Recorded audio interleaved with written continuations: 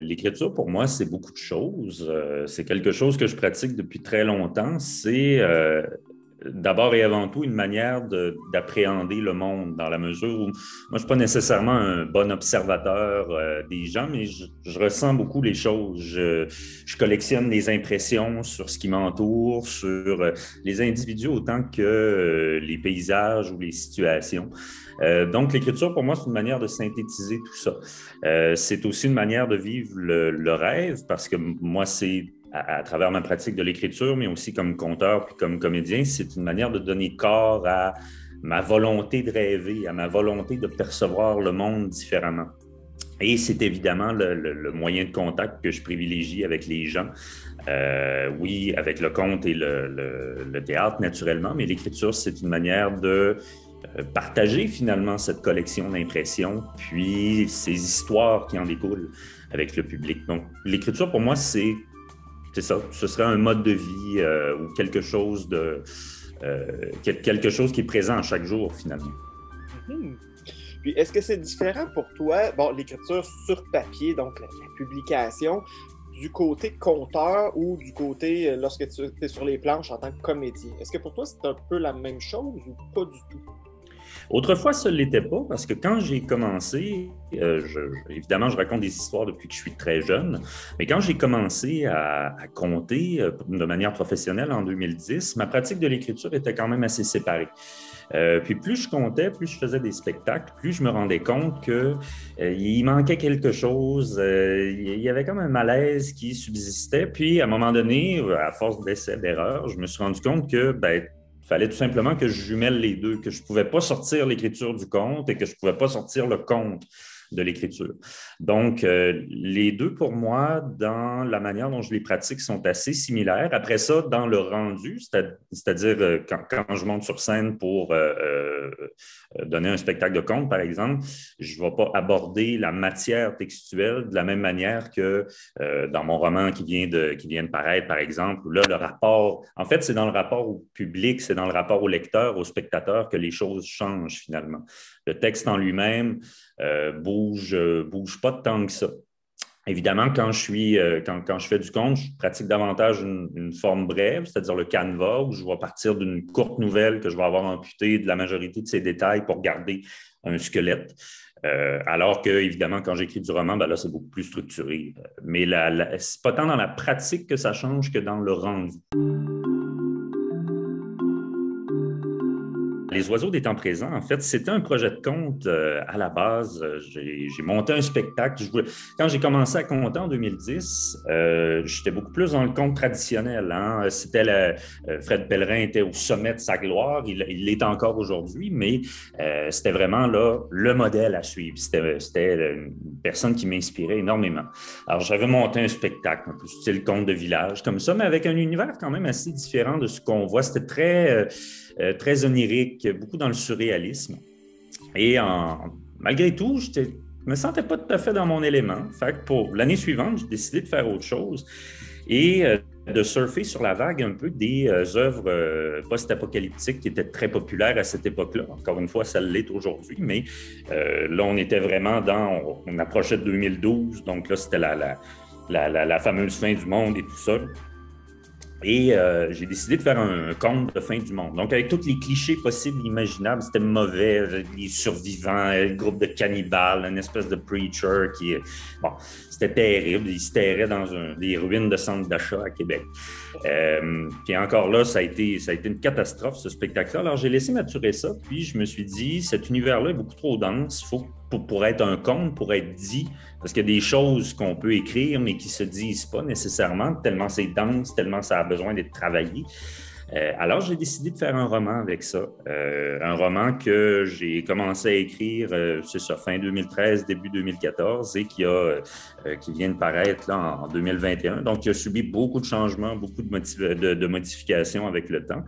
Et on suit en fait l'histoire d'un jeune homme complètement détestable, misanthrope, déteste les êtres humains. Il s'appelle Télémaque.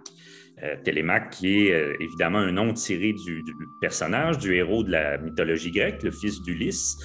Télémaque s'appelle comme ça parce que son père est un fan de mythologie grecque. Son père qui est le directeur du centre spatial de Blanc-Sablon. Donc, on est dans un Québec un peu rétro-futuriste, très onirique, encore une fois. Et le père de Télémaque, lui, veut que son fils accomplisse des choses qui sauvent l'humanité, en quelque sorte. Télémaque, lui, ça ne l'intéresse pas. Il veut voir tout le monde mourir. Et ça finit par arriver. Il y a une espèce de fin du monde tranquille qui arrive à un moment donné. Les êtres humains disparaissent du jour au lendemain. Et Télémaque se retrouve tout seul, mais se met à être pourchassé à un moment donné par des oiseaux mécaniques sortis un peu de nulle part. Alors, il va suivre la 138 jusqu'à Blanc-Sablon pour aller retrouver son père, pour essayer de sauver sa peau. Et il va vivre toutes sortes d'aventures à travers ce voyage-là. Il va rencontrer des dieux grecs. Il va être appelé à se métamorphoser. Il va décider d'abandonner son humanité pour devenir un animal. Je ne vais pas voler toutes les punches aux auditeurs, mais... c'est un texte qui peut avoir des allures de science-fiction, mais c'est un prétexte pour camoufler un peu toute la réflexion sur la société actuelle, sur la manière dont on envisage l'héroïsme, dont on envisage l'avenir aussi. C'est un roman qui, je crois, est profondément ancré dans le surréalisme. Je veux amener le lecteur à rêver, finalement, à travers ce texte-là, à envisager différemment le quotidien. Et il suffit juste de stimuler un peu ce désir d'imagination chez les gens, je pense, pour être en mesure de changer profondément la société dans laquelle on vit, puis de faire face, finalement, aux défis qui sont les nôtres en ce moment. L'oralité est très importante dans ce roman-là. J'ai fait un travail de fond quand même assez important sur les jeux de langue. Télémaque s'exprime d'une manière très orale. Il utilise un langage vraiment... Je n'irais pas jusqu'à dire que c'est du joual, mais il y a vraiment des expressions qui sont très particulières, qui sont tirées, entre autres, d'une certaine manière que j'ai de m'exprimer, qui me vient de ma famille, de mes grands-parents. Mais il utilise aussi un langage très poétique. Il va avoir des images. Il va nous donner par moments l'impression d'être peu éduqué, d'être illettré, mais en même temps, il y a de ces visions parfois très poétiques. Et il va utiliser des mots qui sont d'un registre très soutenu et qui cohabitent avec des mots qui sont d'un registre très populaire. Et ce travail-là sur la langue est très important pour moi parce que déjà, la langue, c'est ce qui donne une humanité au personnage. Et c'est ce qui fait l'humanité, je pense, l'expérience humaine en général. C'est la manière dont on s'exprime. Mais c'est aussi le fait de se la réapproprier. Et je pense qu'une grande partie de la poésie qu'on peut trouver dans le roman va passer par ces jeux de langue-là, par la richesse des mots. Moi, j'ai toujours été fasciné par ce concept, ou cette idée plutôt qu'un mot, même si on ne le comprend pas, peut nous rester en tête, peut nous... il y a une belle sonorité. On peut s'attarder au son des mots et le comprendre grâce au son et à son espèce de poésie intrinsèque plutôt qu'à travers son sens inné. On va comme avoir un instinct de ce que ça veut dire sans en être certain ou sans avoir une définition précise. Et je me suis, à certains moments, Fanny, mon éditrice, me disait « Ouais, ce mot-là, exactement, qu'est-ce que ça veut dire? Est-ce que tu penses que c'est le bon? » Puis je disais « Oui, moi, je veux le laisser là parce que je fais confiance à cette intelligence du lecteur de, déjà, même si tu ne comprends pas le mot, à la base, là, au ras des pâquerettes, c'est ta job d'aller chercher dans le dictionnaire. Ce n'est pas à l'auteur à te dire tout ce qu'il veut dire. Là. Des fois, tu as ta petite job de bon lecteur à faire toi aussi. Mais au-delà de ça, au niveau qui, moi, m'intéresse, c'est même si tu ne le comprends pas, tu peux en retirer une sensation.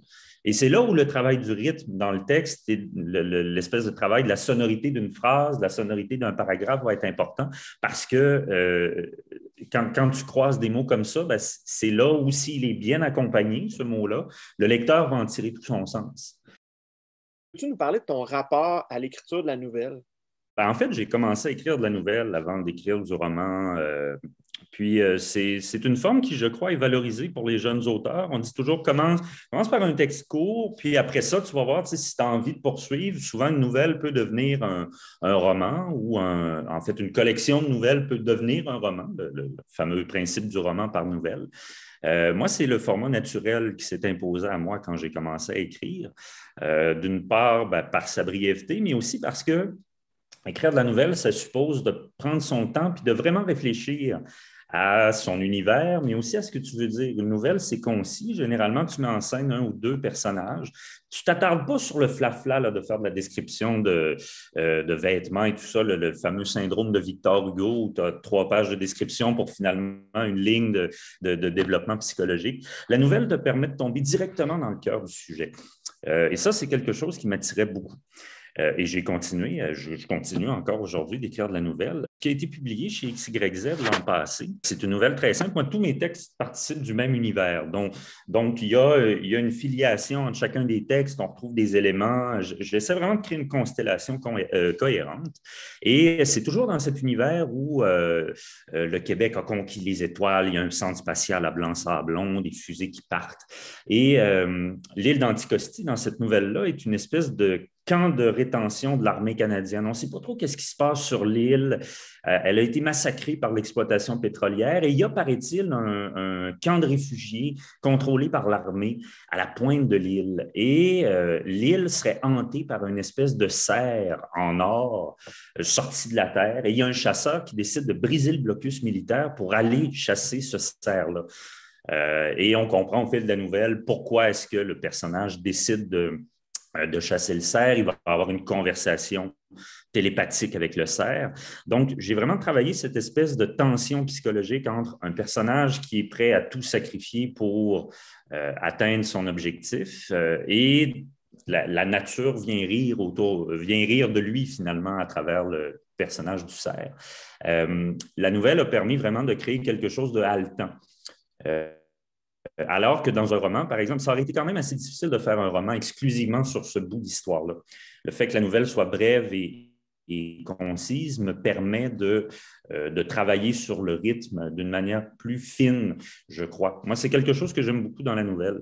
Après ça, je ne dis pas qu'il y a un genre qui est meilleur que l'autre. Le roman vaut autant que la nouvelle et vice-versa. C'est pas facile d'écrire une bonne nouvelle, comme c'est pas facile non plus d'écrire un bon roman. Mais l'approche est vraiment différente. Et vraiment, pour ce que ça permet de développer au niveau de la maîtrise du rythme, je pense que tout le monde devrait s'essayer à écrire au moins une fois une ou deux nouvelles, même si ça n'a pas vocation d'être publié. C'est vraiment un exercice qui est formateur. Donc, à essayer pour tous, je crois. Est-ce que tu fais des plans très détaillés ou pas du tout?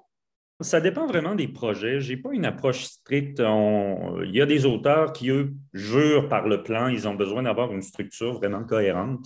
Moi, je travaille beaucoup avec des fiches volantes, personnellement, parce que, comme je t'expliquais tout à l'heure, chacun de mes textes rejoint les autres que j'ai écrits. Donc, c'est vraiment un univers cohérent, dense que j'essaie de créer. Donc, je n'ai pas le choix à un certain moment de structurer un peu mes choses, ne serait-ce que pour savoir à peu près où est-ce que je me situe dans la temporalité par rapport aux autres textes. Et là, je ne te dis pas que j'ai une ligne du temps avec 2020, 2050, 2100, c'est pas ça du tout. Là. Mais je ne suis pas du genre à avoir un plan très précis de OK, le roman commence de cette manière-là, le personnage s'en va à telle place, il rencontre telle autre personne. Je laisse généralement le texte prendre le contrôle. Un peu comme quand j'écris du conte, j'ai mon idée de base, je sais à peu près où je m'en vais. Mais quand j'ai écrit Les oiseaux des temps présents, tu vois, à un moment donné, j'ai complètement abandonné l'espèce d'idée de structure générale que j'avais pour laisser le personnage principal s'exprimer tout simplement. C'est Télémaque qui m'a guidé à travers le voyage et non pas moi qui lui ai imposé des péripéties ou des rencontres. Et je me suis rendu compte en faisant ce projet-là que à chaque fois que je cherchais à imposer quelque chose au texte, à chaque fois que je cherchais à imposer une idée particulière, le texte la rejetait en quelque sorte. Ça ne fitait pas, on voyait qu'il y avait quelque chose qui devenait tendu, ça brisait l'intérêt de la narration. Alors que quand je tassais ça complètement et que je laissais le narrateur, le personnage principal, prendre le contrôle, là, on suivait un flux narratif qui était beaucoup plus intéressant.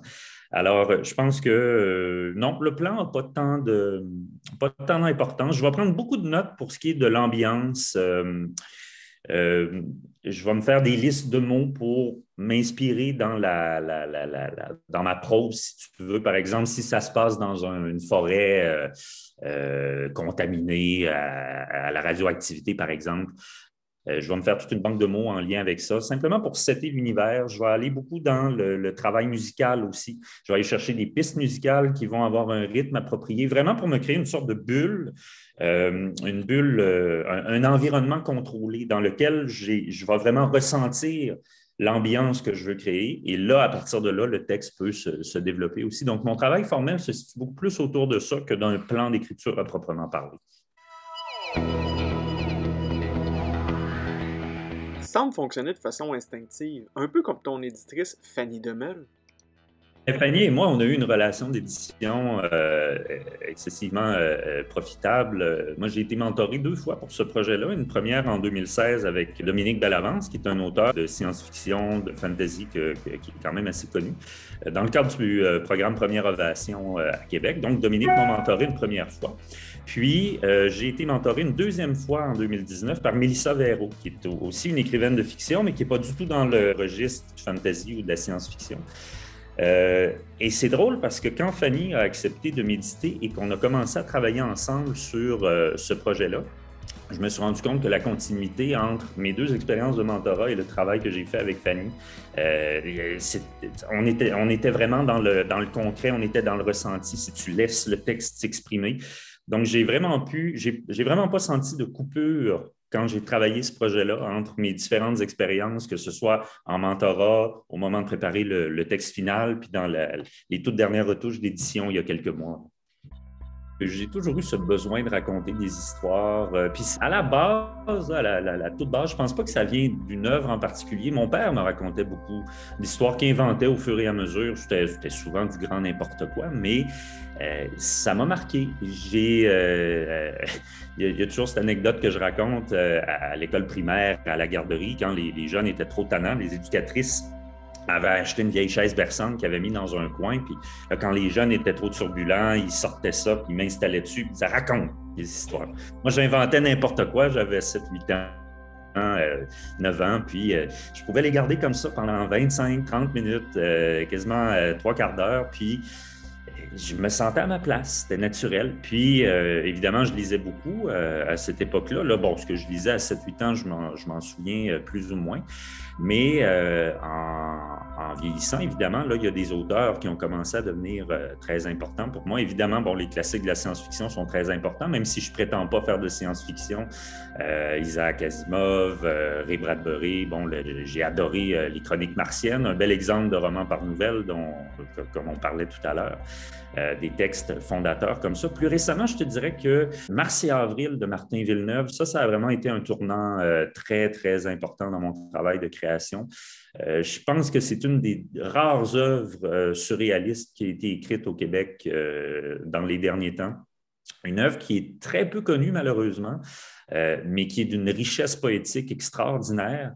Et là, en ce moment, j'ai découvert Enki Bilal, qui est un BDiste français extraordinaire. Alors, je suis allé creuser dans ses BD, puis on est encore dans un univers qui est très poétique, qui est un mélange qui est très intéressant.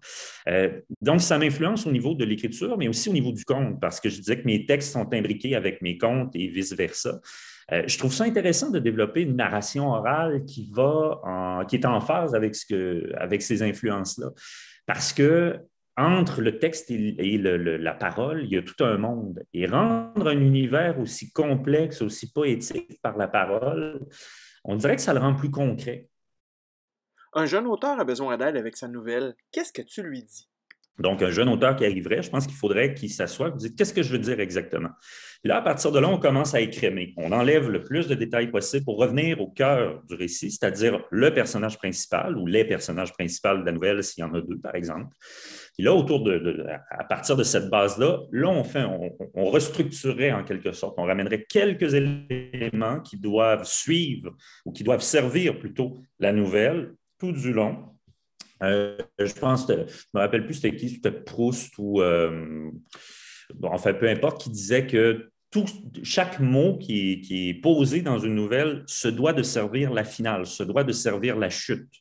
La chute, que ce soit un événement extraordinaire qui se passe à la fin ou simplement un revirement psychologique du personnage qui fait qu'il est complètement différent intérieurement que ce qu'il était au début. Chaque mot présent dans la nouvelle se doit de servir cette finale-là. Et ça, je suis assez d'accord avec ça. Donc, à partir de là, c'est de s'assurer de reconstruire un peu tout l'enrobage de la nouvelle en s'assurant que chaque élément soit aligné dans le but de cette finale-là. Déjà, je pense que ça serait pas mal le meilleur conseil que je donnerais, ou en tout cas le meilleur. Ça serait le conseil que je me limiterais à donner pour le moment. Je n'ai pas une expérience d'écrivain de 25 ans passés. Donc, je pense qu'avec cette base-là, on pourrait déjà commencer En fait, on a déjà enlevé tout le superflu. Donc, déjà, le texte, en étant aéré, va être capable de gagner son rythme naturel. Et c'est ça qui est l'important, finalement, pour se donner une bonne base et être capable d'écrire un texte qui est pertinent. Et ça, même ceux qui commencent sont en mesure de le faire. Il faut juste accepter de laisser aller certaines idées. On a tous nos cimetières à idées qu'on réutilisera ou qui ne seront jamais utilisées, mais c'est important de savoir lâcher prise sur certaines images, certains mots, certaines idées qu'on avait pour les garder pour d'autres projets. Ça demande beaucoup d'humilité, écrire une nouvelle, écrire un roman, raconter une histoire, parce qu'on se met au service du texte et on se met au service en quelque sorte du lecteur aussi. Donc, il faut vraiment cultiver cette humilité-là et ça passe par le fait d'accepter de disséquer son travail pour enlever le gras et de reconstruire quelque chose qui va être plus adéquat selon les objectifs qu'on se donne. Est-ce que le surréalisme est une façon de fuir le réel ou plutôt de le transcender? En fait, moi, j'aborde le surréalisme d'une manière j'ai ma petite lecture personnelle, puis je n'entrerai pas dans la grande définition de ce que c'est, puis la manière dont il est pratiqué chez Breton, chez Soupeau, chez Nerval, puis la manière dont on le trouve en Amérique du Sud avec le réalisme magique, les exemples à la Borges, à la Garcia Marquez. Pour moi, le surréalisme, c'est d'abord et avant tout de mettre le rêve au cœur du quotidien. Donc, ce n'est pas tant de fuir la réalité que de la transformer, de ramener à l'avant-plan le fait que l'être humain, s'il est sorti des cavernes et qu'il a maîtrisé l'art du feu, s'il s'est mis à construire des cités, à s'organiser un régime politique, c'est d'abord et avant tout parce que quelqu'un qui a eu une idée. Oui, il y avait des questions de nécessité biologique, d'impératif de survie et tout ça, mais il a toujours bien fallu que ces idées-là naissent de quelque chose. Et ça, c'est parce qu'on dansait, c'est parce qu'on chantait, c'est parce qu'on observait les étoiles puis qu'on se projetait au-delà de soi-même. Et c'est cette espèce de projection au-delà de soi-même que le surréalisme permet, je crois. Et moi, je le veux vraiment comme étant une manière de remettre le rêve au cœur du quotidien. Toutes les autres contingences matérielles, économiques ou d'intendance ou tout ce que tu voudras, ce n'est pas ça qui va nous permettre de refonder en quelque sorte le monde ou de l'appréhender différemment. Il faut recommencer à rêver et de présenter des univers qui peuvent sembler complètement absurdes, mais qui finalement, en fait, c'est des univers dans lesquels il y a des personnages qui se retrouvent plongés au cœur du rêve. Télémaque, le personnage principal de mon roman, se retrouve coincé au cœur d'un rêve qu'il avait finalement de voir l'humanité disparaître complètement autour de lui. Il se retrouve coincé au cœur du rêve de son père, qui était de le voir devenir un héros, qui rêvait de le voir évoluer parmi les dieux grecs antiques. C'est toujours cette idée de rêve qui est au cœur des choses. Plus personnellement, ce qui a lié à moi-même, c'est sûr que comme je te disais, moi, je suis un piètre lecteur du quotidien, je suis un piètre lecteur des gens, des choses qui m'entourent. Moi, je vois beaucoup par sensation parce que je perçois, j'absorbe les choses qui m'entourent. Donc, peut-être que le surréalisme, c'est juste ma manière de vivre le réel, tout simplement. Et je pense qu'on est beaucoup plus de gens à fonctionner comme ça que ce qu'on veut se le laisser croire. On vit dans un monde qui cherche par tous les moyens possibles à nous anesthésier. Donc, je pense qu'il y a beaucoup plus de gens qui seraient prompts à vivre comme ça. Et j'espère qu'à force d'écrire, j'ai inspiré une ou deux personnes à regagner cette faculté à rêver le quotidien.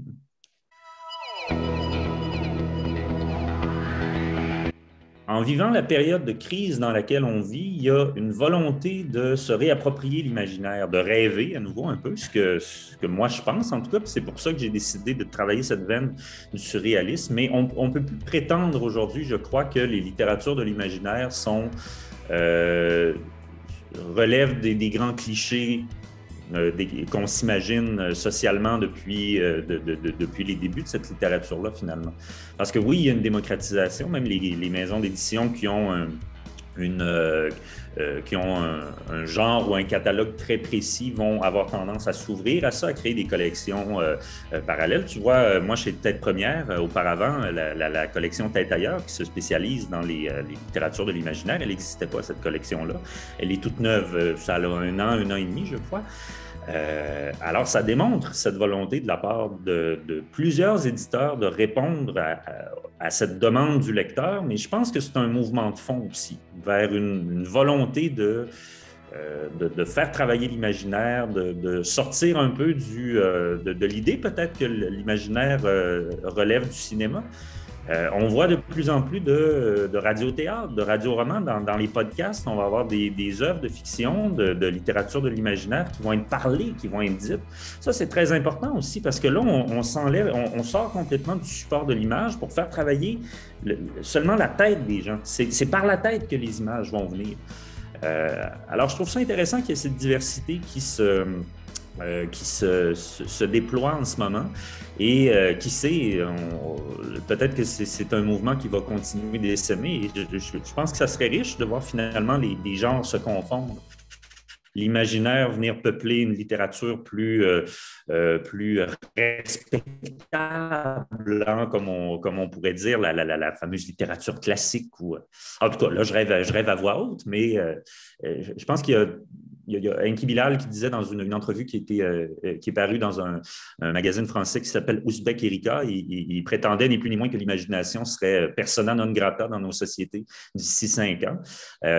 Ma part pessimiste a tendance à être d'accord avec lui, mais j'ai aussi une forte part optimiste qui, quand on voit le phénomène que tu viens de mentionner, de cet essaimage des littératures de l'imaginaire, je pense qu'on n'en a pas fini avec le rêve puis avec l'imaginaire encore.